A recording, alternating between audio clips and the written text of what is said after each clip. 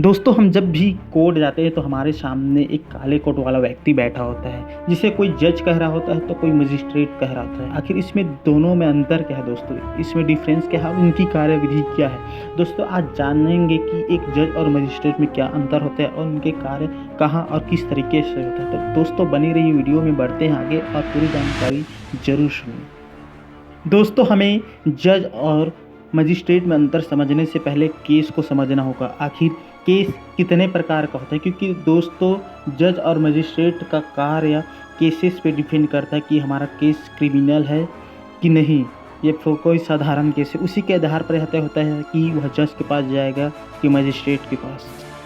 दोस्तों केसेस दो प्रकार का होता है, पहला सिविल और दूसरा क्रिमिनल।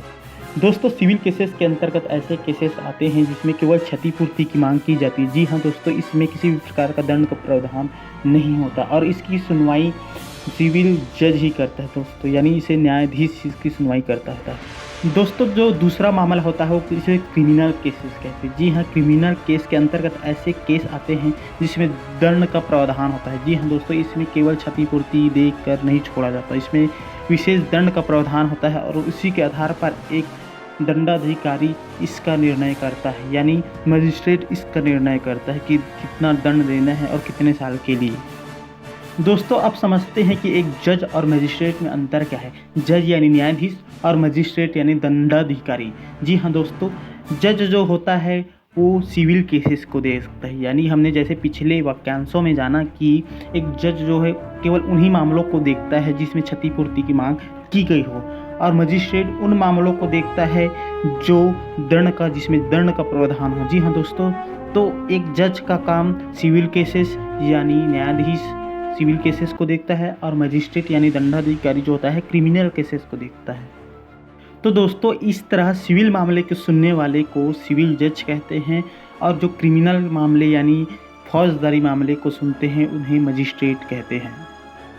दोस्तों अब हम इन दोनों की कार्यविधि को समझते हैं। आखिर एक जज यानी न्यायाधीश और मजिस्ट्रेट यानी दंडाधिकारी का कार्य क्या होता है और ये लोग कहाँ बैठते हैं। दोस्तों जब भी हम कोर्ट जाते हैं तो हमारे सामने लिखा होता है कि डिस्ट्रिक्ट कोर्ट और सेशन कोर्ट। दोस्तों डिस्ट्रिक्ट कोर्ट यानी जिला न्यायालय में जो होता है वो सिविल जज बैठता है। जी हाँ दोस्तों, जो क्षतिपूर्ति के केसेस को देखता है, और वहीं दूसरी ओर मजिस्ट्रेट जो है सत्र न्यायालय यानी सेशन कोर्ट में बैठता है, जो कि दांडिक मामलों को देखता है। तो दोस्तों ये थे एक जज और मजिस्ट्रेट में अंतर और उनकी कार्यविधि और कार्यप्रणाली। दोस्तों जानकारी अच्छी लगी तो हमारे चैनल को लाइक, सब्सक्राइब और शेयर करिए, और किसी भी प्रकार की नई जानकारी के लिए कमेंट जरूर करिए। Thank you. जय हिंद, जय भारत।